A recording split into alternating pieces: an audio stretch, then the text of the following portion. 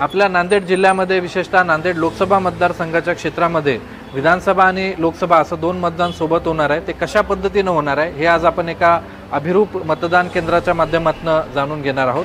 सर्वप्रथम जे मतदार येतील ते त्या ठिकाणचे जे मतदान केंद्रस्तरीय अधिकारी म्हणजे BLO आहेत त्यांच्याकडे आपला मतदार यादीतला अनुक्रमांक काय आहे त्याची माहिती घेतील।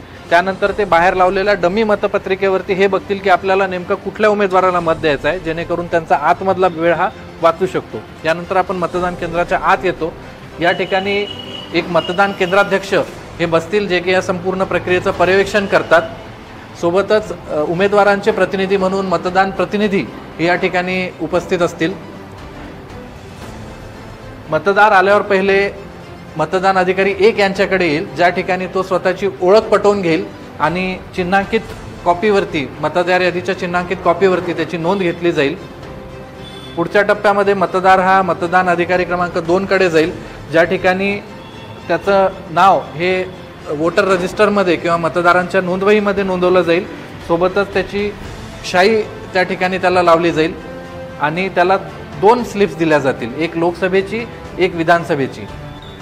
यानंतर मतदार जाईल मतदान अधिकारी क्रमांक 3 कडे। यांच्याकडे लोकसभा निवडणुकीसाठी वापरण्यात येणाऱ्या EVMचं कंट्रोल युनिट असेल, ते स्लिप घेऊन लोकसभेच्या कंट्रोल युनिटवरती बॅलट अशी ऑर्डर देतील। त्यानंतर मतदार येऊन लोकसभेसाठीचं आपलं जे मत आहे ते या ठिकाणी गुप्तपणे नोंदवेल।